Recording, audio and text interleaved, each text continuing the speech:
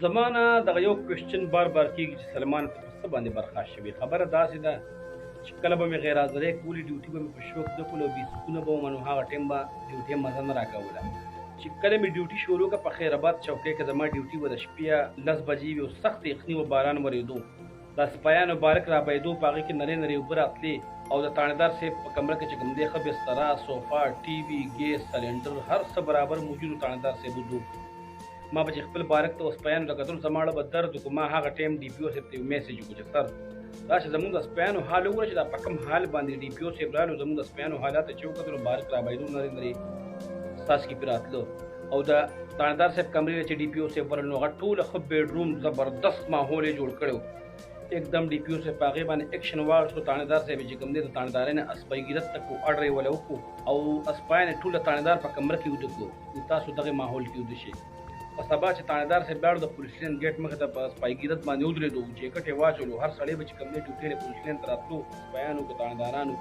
च पागे बे नजर गुरजul بینو هغه بچ کم دي سترګه د شرم لاندې کولی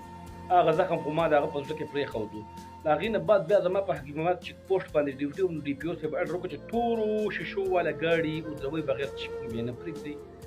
مونږ به چیکینګ کولو، د غریب سړي ګاډي به چته درولو چې تا خو دې خو چې کله به ریټایرډ کرنل ګاډي او درولو، ریټایرډ کرنل صاحب چې کوم دي زما ډېر انسلټ او ډېر بېزتي وکړه چې ته په کوم حیثیت باندې زما ګاډي ودرې او درز او غب او زما سپکوالی او زه ډېر زیات خفه شوم.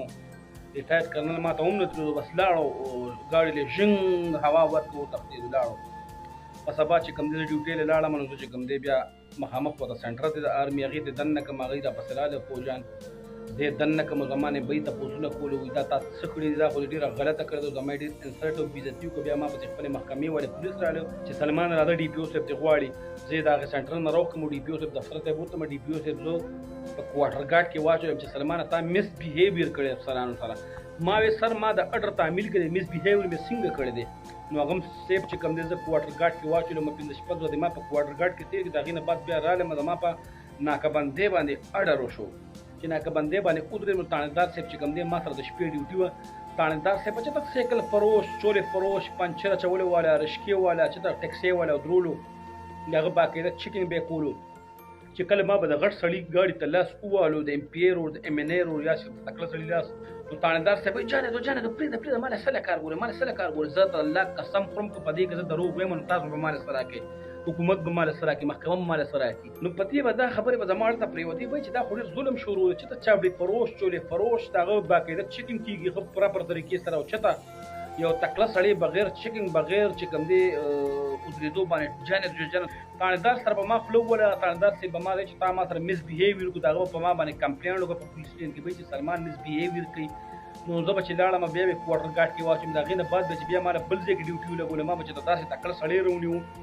نو بیا به چې کوم دی افسرانو لکه بعضې نیم افسران ټول نه یاد همداسې به وو چې هغوی به یارېدله دې خبرو نه به چې دا تکړه سړی دی، دا دې ولې ګیر کړی دی،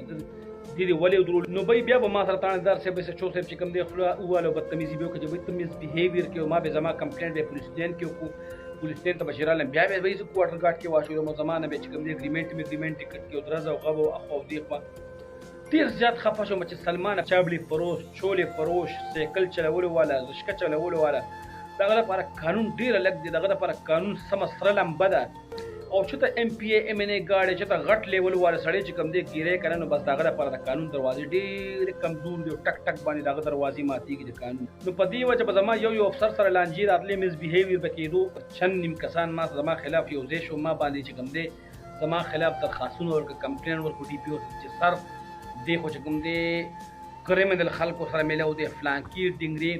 ولا لا چې کوم خلک کرمینل خلکو سره میلاو وي که نه، د هغوی د کور هسټري وګوره، د هغوی په کور کې به مانپلې لګېدلي، د هغوی سره به یو ګاډی ولاړې، د هغوی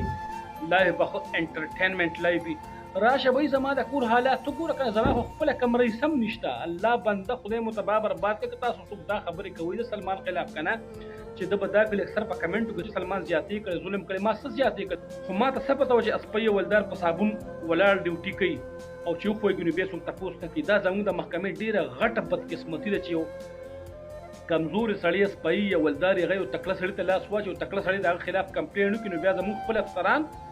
هغه اسپی او ولدار سره نه ودرېږي. نو په ما باندې راله به نو ما سره بیا څوک نه ودرېده. قسم مې د پښتۍ وي، زه داسې تکي دړاکې ما له راکړې چې زه یې بیخي تباه برباد کړم او غر کې کړم.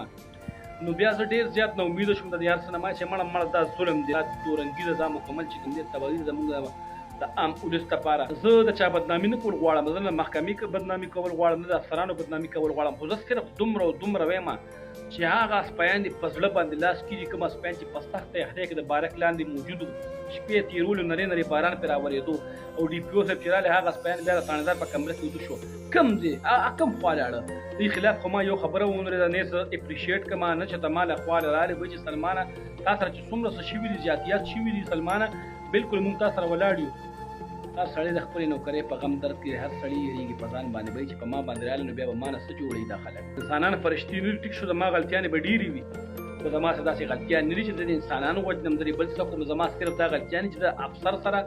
په سترګو کې سترګې ملاوم او جیجي ورته کوم هله چې کله د انصاف تقاضو باندې برابر افسر جیجي و هغه ته جیجي نه کوم چې کله د انصاف د تقاضو نه خلاف کار کوي. دا خبره په دې وطن کې ټنده او دا خبره زموږ ټولو په دې باندې یقین دی چې په دې وطن کې دورنګي ده وایي چوری فروش لپاره یو قانون دی، د افسر شاهد لپاره بل قانون دی. که دا قانون ټول برابر شو نه به څوک جرم وکړي نه به څوک زیاتي وکړي.